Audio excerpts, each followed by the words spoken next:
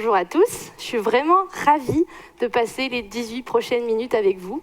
Et aujourd'hui, j'ai envie de vous parler des résultats de mon travail de recherche, bien sûr, mais j'ai aussi envie de partager avec vous l'intérêt que je trouve dans la recherche fondamentale et dans le métier de chercheur en neurosciences cognitives.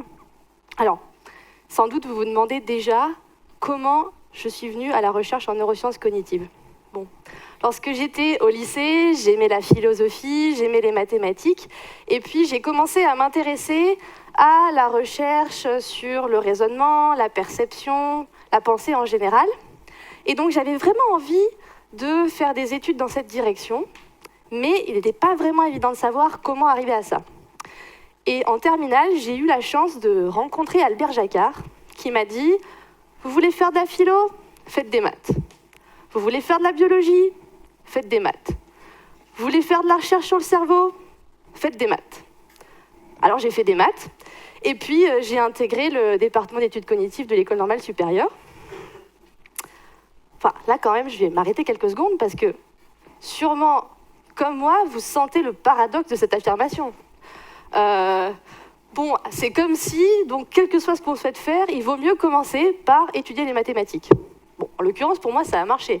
J'ai fait des mathématiques et puis je me suis tournée vers les sciences cognitives. Mais donc, ça serait comme si les mathématiques étaient une sorte de principe fondateur de langage universel. Et pourtant, on ne sait toujours pas comment la pensée mathématique a émergé. Est-ce que c'est une forme de pensée à part entière, complètement indépendante du langage ? D'ailleurs, qu'est-ce que c'est que le langage ? Est-ce qu'il y a plusieurs types de langage ? Est-ce qu'on peut même imaginer une pensée complètement indépendante du langage ?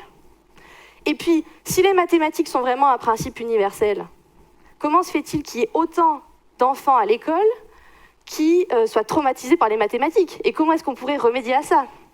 Alors voilà, les questions s'enchaînent, ça devient presque vertigineux. Et je crois que c'est ça qui m'a vraiment motivée et intéressée dans l'idée de comprendre comment le cerveau fait des mathématiques. Puis je crois aussi que ce vertige, c'est une bonne description du travail de recherche. Et heureusement, on peut s'appuyer sur la pensée de tous ceux qui nous ont précédés et qui ont posé et creusé la question avant nous. Et en l'occurrence, la question de l'origine des mathématiques remonte à l'Antiquité. Et encore aujourd'hui, le débat qui anime les philosophes et les mathématiciens, c'est celui de savoir si les objets mathématiques existent dans le monde de manière indépendante de l'esprit humain. C'était d'ailleurs l'objet d'un livre récemment coécrit par le neuroscientifique Jean-Pierre Changeux et par le mathématicien Alain Cohn. Mais alors du coup, si les objets mathématiques sont un produit de l'esprit humain, quelle est vraiment leur nature ? Et puis, quelle est leur relation avec le langage ? Et alors, sur cette dernière question, le linguiste Noam Chomsky nous dit et prétend que les mathématiques émergent comme conséquence de nos capacités de langage. Et puis, à l'inverse, Albert Einstein, lui, quand on lui a demandé de réfléchir à ses propres mécanismes d'invention, a dit « Non, pour moi, les mots et le langage ne semblent jouer aucun rôle dans le mécanisme de ma pensée. » Alors voilà, en fait, c'est ça mon travail. Mon travail, c'est d'essayer de répondre par l'investigation scientifique à des interrogations que l'homme se pose sur lui-même. Et en l'occurrence, dans mon domaine, ça passe par la réalisation d'expériences. Afin de déterminer si les mathématiques sont universelles et quelle est leur relation avec le langage, il y a de nombreuses équipes de recherche qui sont penchées sur la question déjà, et qui ont notamment étudié les bébés, parce qu'ils ne maîtrisent pas encore le langage. Et notamment dans une expérience fondatrice dans les années 90, cette expérience, donc Karen Vin, a montré que si on prend des bébés de quelques mois, qu'on leur montre un objet, qu'on cache cet objet, puis qu'on ajoute un second objet, et qu'on enlève l'écran, eh bien les enfants, après quelques mois de vie, sont très surpris de voir apparaître seulement un objet alors qu'ils s'attendaient à voir deux objets. Donc finalement, cette très simple expérience tend à montrer que les enfants ont déjà un sens du nombre et un sens des opérations arithmétiques élémentaires. Et puis, une collègue et amie a aussi montré que des nouveau-nés d'à peine quelques heures ont déjà un sens du nombre assez prononcé et assez abstrait. En fait, elle les a habitués à écouter 4 ou 12 sons, et puis elle leur a montré simultanément 4 ou 12 images.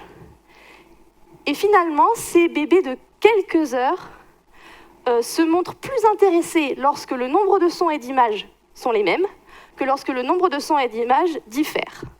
Donc ça tend vraiment à montrer qu'il y a déjà une abstraction du nombre, que quelle que soit la modalité, finalement, visuelle ou auditive, l'information numérique est importante. Et puis, il y a également eu beaucoup de recherches menées chez de nombreuses espèces animales, parce que les différentes espèces animales non humaines n'ont pas typiquement notre langage parlé humain. Et notamment, beaucoup d'expériences ont été réalisées, ou certaines expériences ont été réalisées en milieu sauvage. Pensez à cette expérience menée par une équipe italienne qui a enregistré les cris de différentes hyènes, puis ensuite les a joués à proximité de groupes d'hyènes sauvages. Ils ont pu observer que la réaction des hyènes s'adaptait en fonction du nombre de cris différents perçus. Donc typiquement, lorsque le nombre de hyènes de la fausse meute en approche était évalué comme étant inférieur au nombre de hyènes présents dans le groupe, et bien là, elles se préparaient à attaquer. Et à l'inverse, lorsqu'elles estimaient leur nombre inférieur au nombre de hyènes de la fausse meute en approche, là, elles fuient. Donc finalement, ces félins montrent une certaine capacité à évaluer et à comparer des quantités. Et puis s'il y a bien une espèce qui a particulièrement été étudiée pour ses compétences en numérique, dirons-nous, ce sont les singes, les primates. En réalité, il est assez frappant de constater que leur capacité à approximer des quantités et à comparer des nombres est très similaire de notre capacité humaine à le faire. Et il y a également une équipe japonaise qui a montré qu'on peut apprendre à des chimpanzés à associer des quantités avec des symboles numériques. Et ces chimpanzés sont même capables, après apprentissage, de classer dans l'ordre croissant ou décroissant ces symboles. Et même lorsqu'on en saute certains. Donc typiquement, si vous leur montrez 7 et si vous présentez 7 et 9 mais pas 8, ils seront quand même capables de classer dans l'ordre croissant ou décroissant. Et puis finalement, j'avais aussi envie de vous parler de ces expériences assez exceptionnelles qui ont été réalisées chez une population qui vit en plein cœur de l'Amazonie, les Munduruku, parce qu'ils ont un accès très faible, ou presque pas d'accès, ou même pas du tout d'accès à l'éducation. Et ils sont particulièrement intéressants parce que leur vocabulaire ne comprend pas de mots pour désigner les nombres exacts. Et pourtant, même en l'absence d'un vocabulaire spécifique, ils ont une vraie aisance à manipuler des quantités. Et donc dans cette expérience, on leur présentait une boîte dans laquelle on introduisait un certain nombre de fèves, puis plus de fèves, et ensuite en leur demandant s'ils estimaient qu'il y avait plus ou moins de fèves dans la boîte que dans un autre tas de fèves à côté de la boîte, là, leurs compétences dans la réalisation, leurs performances dans la réalisation de cette tâche sont tout à fait similaires à celles des adultes français. Et donc, quand j'ai commencé à m'intéresser à la cognition mathématique en 2010, je me suis plongée dans toute cette littérature, et venant moi-même d'une formation de maths, vous pouvez imaginer que j'étais un petit peu déçue de constater que la grande majorité des expériences déjà réalisées portaient sur les nombres et l'arithmétique. Parce qu'au contraire, les mathématiques, comme vous le savez tous, ça recouvre un grand nombre de domaines et de disciplines différentes, comme l'algèbre, l'analyse, la topologie, la géométrie, qui potentiellement font appel à des compétences multiples. Et donc, j'ai eu la chance d'être admise par Stanislas Dehaene dans son laboratoire avec l'idée d'étudier la manière dont le cerveau manipule des concepts mathématiques de haut niveau. Et lui, de son côté, je crois que ça faisait des années qu'il avait envie de revenir à cette thématique de recherche. Et donc finalement, on s'est lancé pour mon doctorat dans le projet un peu fou de scanner des mathématiciens professionnels en IRM fonctionnel. Alors, l'IRM fonctionnel, c'est la composante neurosciences du travail, si vous voulez, parce que c'est une technique d'imagerie qui permet, de manière complètement non invasive, de visualiser le cerveau en action. Et donc, j'ai proposé à des mathématiciens professionnels, dont 3 mathématiciens non-voyants, une série d'expériences en IRM dans laquelle ils ont écouté des affirmations mathématiques et non mathématiques dont ils devaient juger la valeur de vérité. Alors, vous imaginez la scène, vous prenez un mathématicien, vous l'allongez dans l'IRM, vous le bombardez de questions, et en essayant de rester le plus immobile possible, il doit répondre vrai ou faux en appuyant sur des boutons. Et donc, j'ai réalisé 3 expériences différentes avec des affirmations différentes. Dans la première expérience, j'ai proposé des affirmations mathématiques de très haut niveau. Alors, je vais vous faire écouter. Les matrices carrées sur un corps équivalentes à une matrice nilpotente sont les matrices non inversibles. J'imagine que vous avez tous compris que c'était une phrase d'algèbre vraie. Il existe un groupe d'ordre infini admettant un nombre fini de sous-groupes. Là, il fallait bien sûr répondre faux. Et dans cette première expérience, j'avais aussi quelques phrases qui n'avaient absolument pas de sens, comme celle-ci. Toute variété algébrique localement contractile est contenue dans un hyperboloïde à 2 nappes.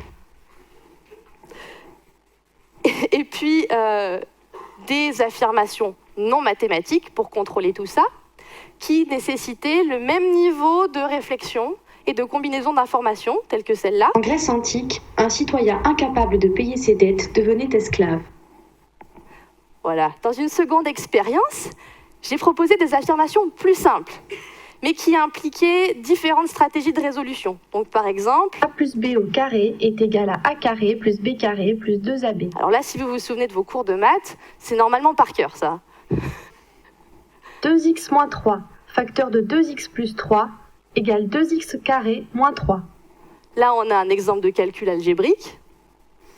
Racine de 2 fois EIpi sur 4 est égale à 1 plus I. Alors, pour répondre à cette affirmation, je vous assure qu'il faut visualiser le cercle trigonométrique dans votre tête, parce qu'en 2,5 secondes, vous n'y arriverez pas autrement, et c'est aussi le cas pour ce genre d'affirmation. Sinus de x moins pi sur 2 est égal à cosinus x.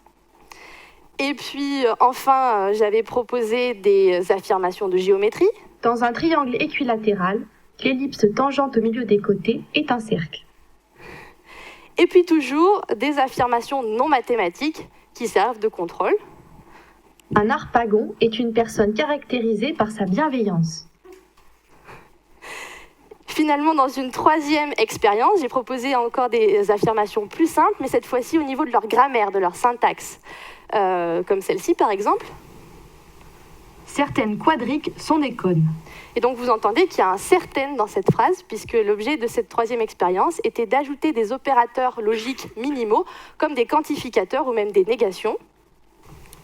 Certains mammifères sont des cétacés. Alors là, c'est la version avec quantificateur non mathématique. Maintenant, une négation. Le groupe des translations n'est pas commutatif. Et puis, éventuellement, même une combinaison de quantificateur et de négation. Certains nénuphars ne sont pas des plantes aquatiques. Voilà. Donc, finalement, ce que j'ai pu observer en ayant proposé tous ces types de phrases à 3 différents groupes de mathématiciens dans une IRM, c'est que pour toutes les phrases mathématiques, quel que soit leur niveau de difficulté, quel que soit le domaine mathématique étudié, quelle que soit l'expérience visuelle des participants, on observe une activation vraiment reproductible des mêmes aires cérébrales que vous voyez en fait sur ces 3 images en bleu. C'est vraiment ces quatre aires ici, qui sont les sillons intrapariétaux qu'on a ici, et puis des régions inférieures temporales qu'on a ici. Et ce qui est assez frappant, c'est que ces régions coïncident avec des régions cérébrales qui répondent à l'arithmétique et à l'espace, mais elles sont complètement dissociées des aires qui sont classiquement associées au langage. A l'inverse, pour toutes les affirmations non mathématiques qui portaient sur l'histoire, la géologie, la faune, la flore, tout ce que vous voulez, même quand ces affirmations non mathématiques comprennent des quantificateurs ou des négations, là on n'observe pas du tout les mêmes activations et une dissociation complète même, puisque vous voyez ces activations en vert ici représentées, qui sont beaucoup plus classiquement celles liées au langage.